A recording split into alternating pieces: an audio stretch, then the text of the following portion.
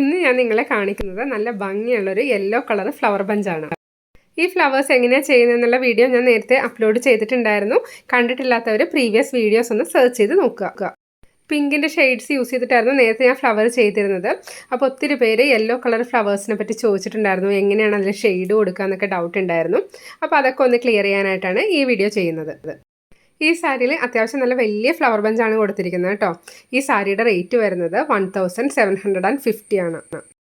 ഇതിൽ ഞാൻ കുറച്ച് നല്ല ഡാർക്ക് യെല്ലോയും പിന്നെ കുറച്ച് ലൈറ്റ് യെല്ലോയും യൂസ് ചെയ്തിട്ടുണ്ട്. അതുപോലെ തന്നെ ലീഫും കൊടുത്തിരിക്കുന്നത് ഷെയ്ഡ് യൂസ് ചെയ്തിട്ടാണ്. ലീഫ് ചെയ്യുന്ന സമയത്ത് നമ്മൾ 2 കളർ ത്രെഡ് യൂസ് ചെയ്യുകയാണെന്നുണ്ടെങ്കിൽ കാണാൻ കുറച്ച് ഭംഗിയായിരിക്കും.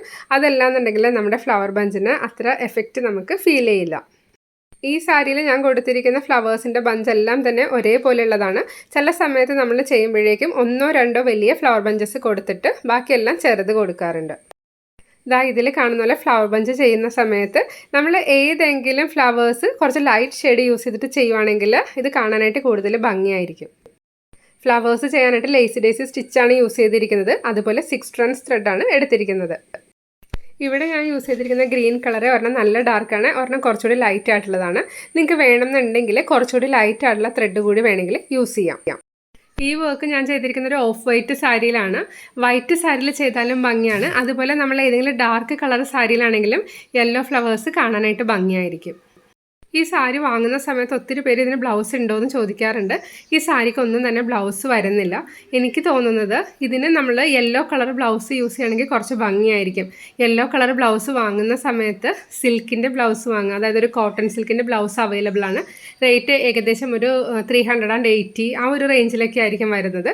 അതേപോലത്തെ ബ്ലൗസ് യൂസ് ചെയ്യുകയാണെങ്കിൽ കാണാൻ ഭംഗിയാണ്. ഈ കാണുന്നത് ഞാൻ നേരത്തെ നിങ്ങളെ കാണിച്ചിട്ടുണ്ടായിരുന്നു. നല്ല ഭംഗിയുള്ള പിങ്കിൻ്റെ ഷെയ്ഡ് യൂസ് ചെയ്തിട്ട് ചെയ്ത സാരിയാണ്. അപ്പോൾ അതുകൂടി ജസ്റ്റ് ഞാൻ നിങ്ങളെ ഒന്ന് കാണിക്കുവാണ്.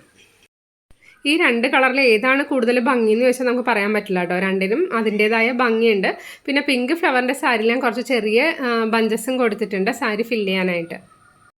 വൈറ്റ് സാരി വർക്ക് ചെയ്യുന്ന സമയത്ത് ഒരു കാര്യം പ്രത്യേകം ശ്രദ്ധിക്കുക, അധികം അഴുക്കൊന്നും പിടിക്കാത്ത സ്ഥലത്ത് വെച്ചിട്ട് വേണം നമ്മൾ വർക്ക് ചെയ്യാനായിട്ട്. മാക്സിമം കെയർഫുള്ളായിട്ട് തന്നെ ചെയ്യുക. ഒരു കാര്യം പ്രത്യേകം പറയട്ടെ, ആദ്യമായിട്ട് വീഡിയോ കാണുന്ന ആരെങ്കിലും ഉണ്ടെങ്കിൽ ഇതെങ്ങനെയാണ് വർക്ക് ചെയ്യണമെന്ന് ഡൗട്ട് ഉണ്ടാവും.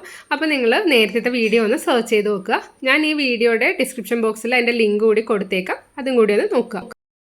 ഈ കാണുന്നത് പ്ലെയിൻ ബെഡ്ഷീറ്റാണ്. ഒത്തിരി പേരെടുത്ത് ബെഡ്ഷീറ്റിൽ വർക്ക് ചെയ്ത് ഫോട്ടോ ഇടണമെന്നൊക്കെ പറഞ്ഞിട്ടുണ്ടായിരുന്നു. ടൈം കിട്ടാത്തതുകൊണ്ടാണ് ചെയ്യാത്തത് കേട്ടോ. എന്നാലും മാക്സിമം നേരത്തെ ഞാൻ ചെയ്യുന്നതായിരിക്കും. ഈ ബെഡ്ഷീറ്റിൻ്റെ റേറ്റ് വരുന്നത് 590 ആണ്. ആർക്കെങ്കിലും വേണമെന്നുണ്ടെങ്കിൽ ഇതിൽ കാണുന്ന നമ്പറിൽ കോൺടാക്റ്റ് ചെയ്യുക. ബെഡ്ഷീറ്റിൻ്റെ ഓൺലി 4 പീസാണ് അവൈലബിൾ ആയിട്ടുള്ളത്. വേണമെന്നുള്ളവർ വീഡിയോ കണ്ട ഉടനെ തന്നെ കോൺടാക്റ്റ് ചെയ്യുക. ഇന്നത്തെ വീഡിയോ എല്ലാവർക്കും ഇഷ്ടപ്പെട്ടെന്ന് വിചാരിക്കുന്നു. അപ്പോൾ കളർ കോമ്പിനേഷനെ കുറിച്ചുള്ള ഡൗട്ടും മാറിയിട്ടുണ്ടാവുമെന്ന് കരുതുന്നു.